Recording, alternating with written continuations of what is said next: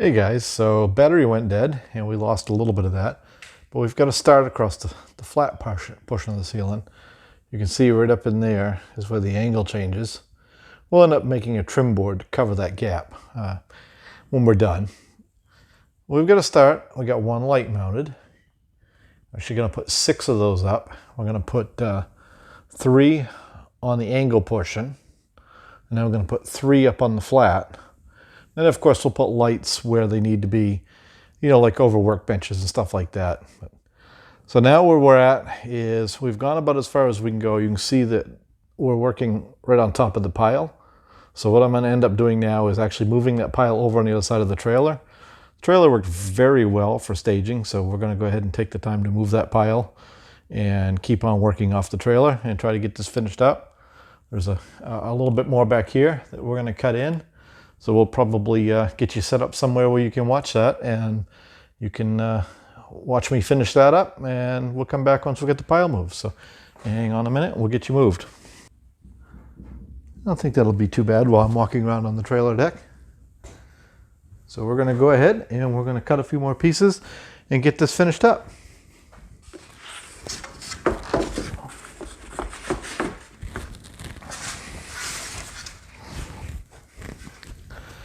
And this particular batch is actually milled the same on both sides. I'll show you a piece in just a minute.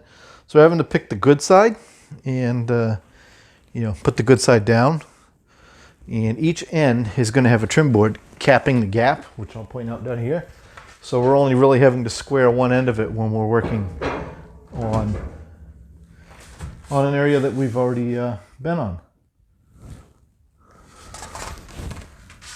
So all I'm doing is holding it up there about where I want it, making a mark, and then coming back to my skill saw and cutting it.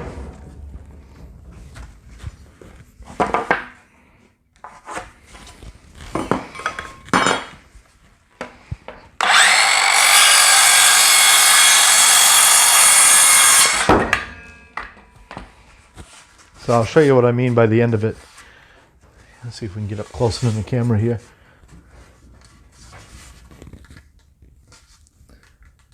So on the end here, you'll notice there's an angle, a chamfer on each side of the tongue and one on each side of the groove. Sometimes when you get this from a mill, only one side of it is done and the other side is flat. So in this case, we have the ability to look at either side. And if one side's better than the other, that's the side we put down or out.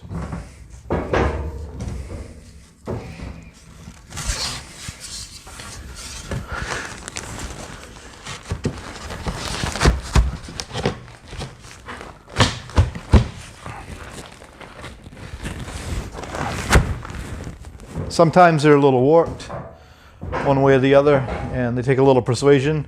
Sometimes you just cannot get it in, you end up cutting it into smaller pieces. Generally speaking, this is what they call a camp grade, meaning it will have some knots, some bad spots, but we're very happy with it for a woodworking shop. And yeah, you'll also notice that we're face nailing. Normally when I do V-match, I do what's called blind nailing, where I will nail in at a steep angle through the tongue. This being a fairly soft cedar and this being a woodworking shop, we're just go ahead and face nailing it and not worrying about trying to be blind on the nails.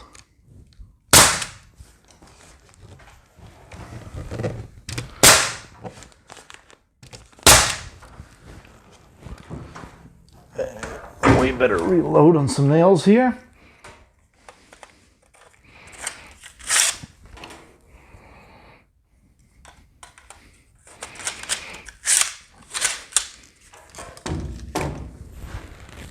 And we'll cut our next board.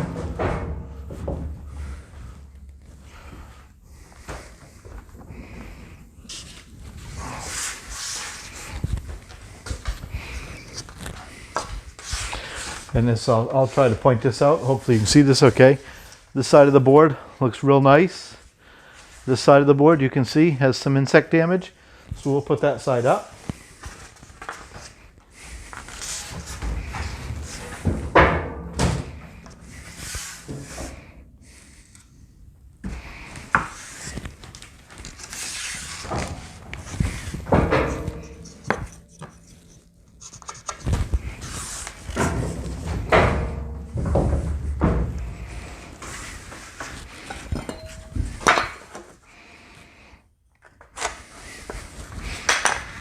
one of the other tricks I like to do, I like to hold my speed square on the board and run my saw up against it. That gives me a much squarer cut. When you're using a skill saw, it gives you a really nice square cut. Makes it a lot easier. And of course we're saving all of these pieces. These make excellent kindling and firewood. You know, this cedar doesn't take anything to get that burning.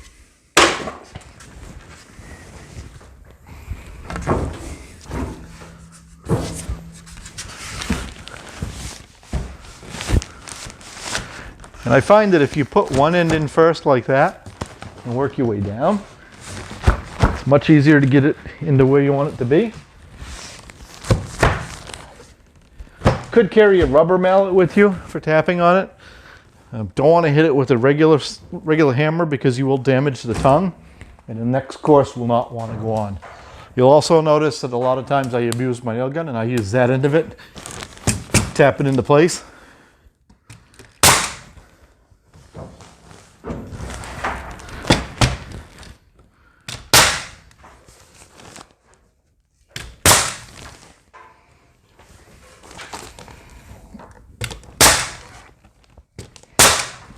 And this is that gap I was talking about. We'll end up putting a trim board across here. The angle part came out really nice. That fit really tight. We're not going to need any trim board there. We will end up putting a bit of a trim board here and a bit of a trim board on the 3 flat sides all the way around. Not sure if we're going to use a piece of cedar. These boards we're walking on are some really nice maple that we have. We may cut some of that out and plane it, but we'll bring you along for that ride when we do that.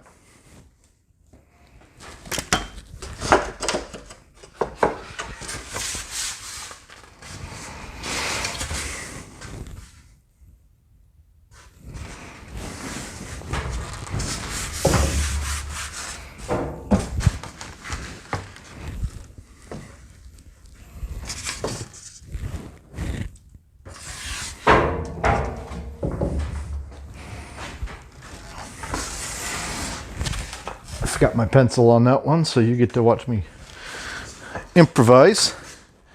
And I'm not sure if I mentioned it, but when you're cutting with a skill saw, you put your bad side up, and when the blade turns and tears a little bit of the wood, it's on the side that's not exposed.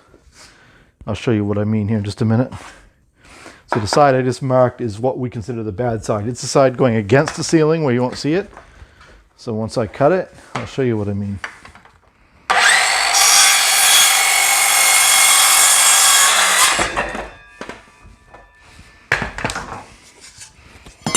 So I'm not sure how visible that is, but you can see there's a lot of loose pieces torn up on that side, and that side's just as clean as can be. So you always, when you're cutting with the skill saw, cut with your bad side of your wood up towards the skill saw if you can. Another thing you can do too, if you're doing something where you absolutely can't do that, you can get some tape on there, might help you, or a finer blade on the skill saw. If you're cutting something like countertop, for a kitchen sink, for example, a laminate countertop, they actually make a jigsaw bit that's reverse and cuts on the downstroke so it doesn't chip out. That can be handy as well if you're cutting around a lot of receptacles or something and you want to use the jigsaw to do that. That could be handy in this case because it would actually then, you know, make sure the tear is down instead of up.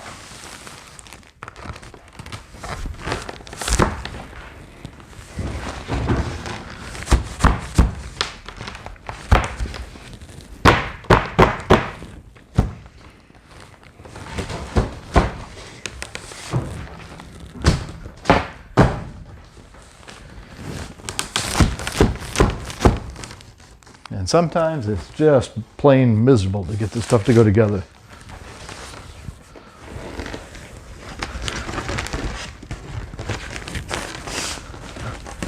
Sometimes if you try from the other end, it might go right in for you.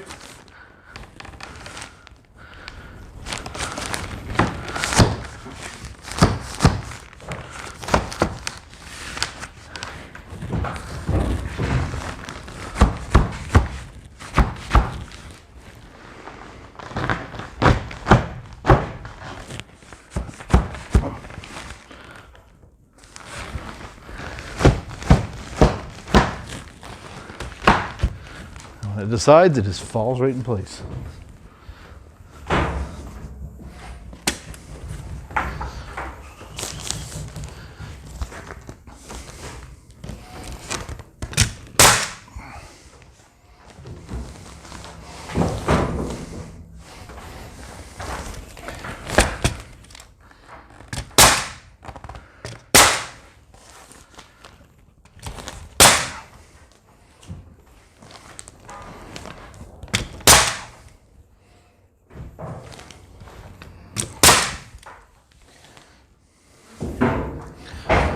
There, finishes up that row.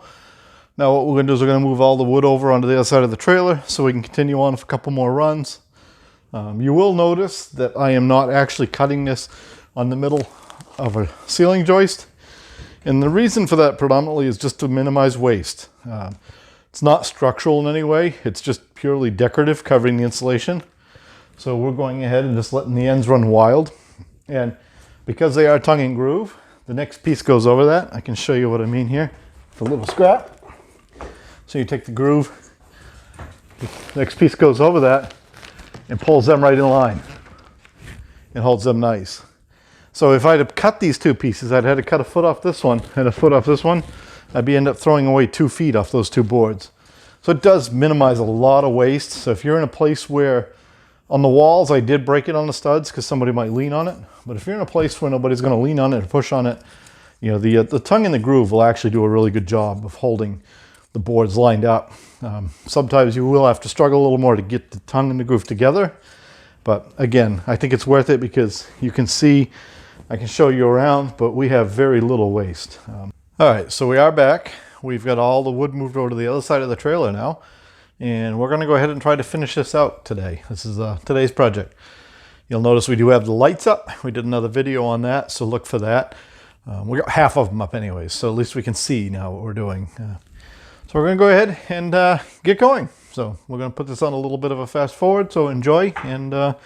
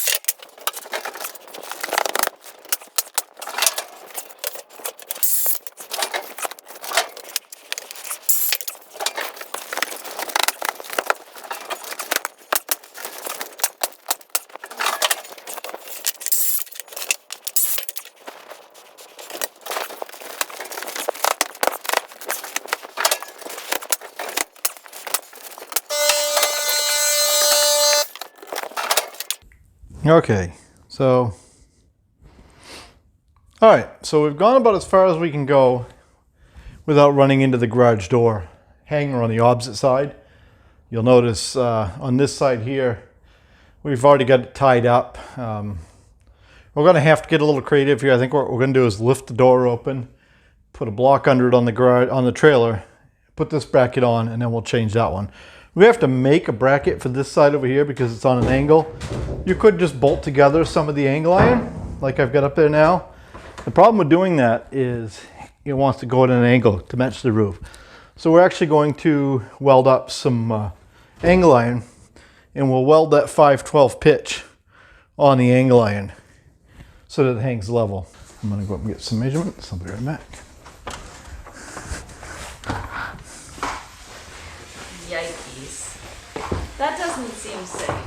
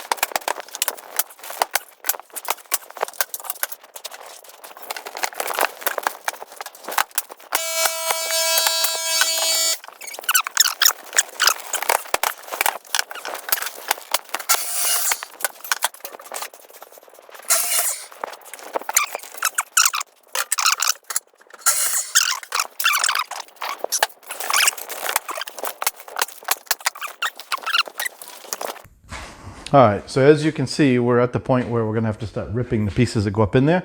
So we're gonna go ahead and stop for a second, get the table saw set up, and we'll be back and let you watch that operation and we'll finish up the ceiling. All right, we've gone ahead and moved our table saw out into the middle of the floor here. We've got it set up, plugged in. So we're going to go ahead and make this rip, and we're just going to continue on along our way. So enjoy.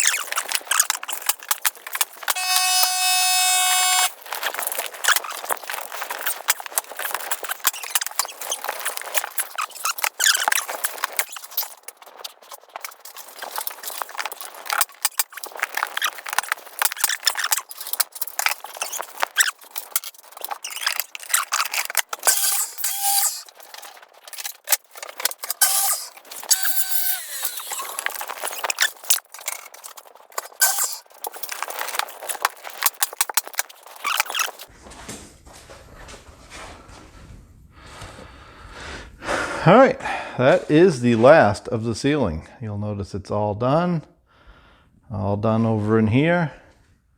You will notice that we have a trim board that we have to put on around the 3 sides.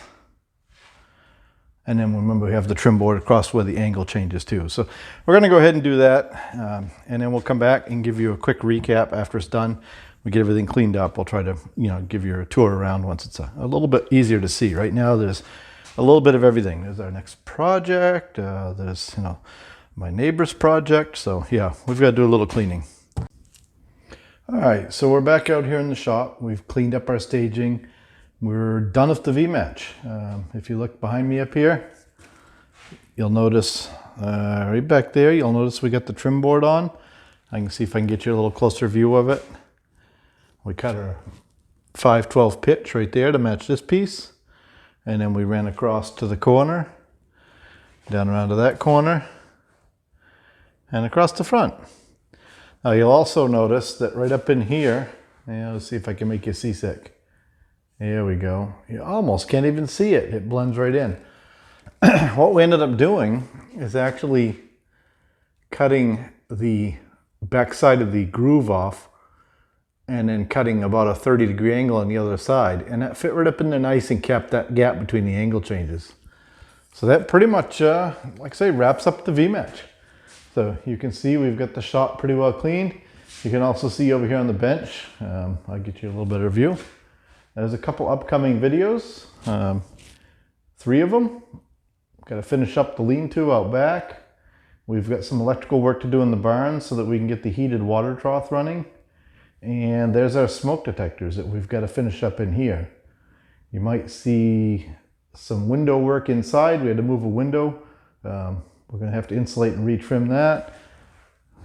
Over in the corner, there's some solar modules that have to go up to test some equipment for Midnight Solar.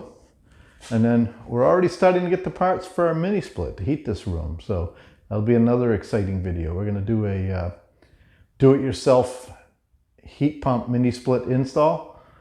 Should be pretty straightforward. Kind of excited about that. So anyhow, thanks for watching and bearing through the long video of V-match. Hopefully you like it. Any questions, leave them down below. I'll try to, give you the best answer I can. I've been doing construction pretty much all of my life, so carpentry is kind of an everyday thing for me. Like I say, this is a woodworking shop, so we didn't get real fancy. We used a real low-grade cedar. I can't even remember what it cost now, but it was fairly affordable. Actually, especially very affordable today compared to the price of plywood right now, or OSB. So it is just a woodworking shop, and like I say, I think it came out pretty good. We're really happy with it. So thanks for watching. Don't forget to subscribe, like.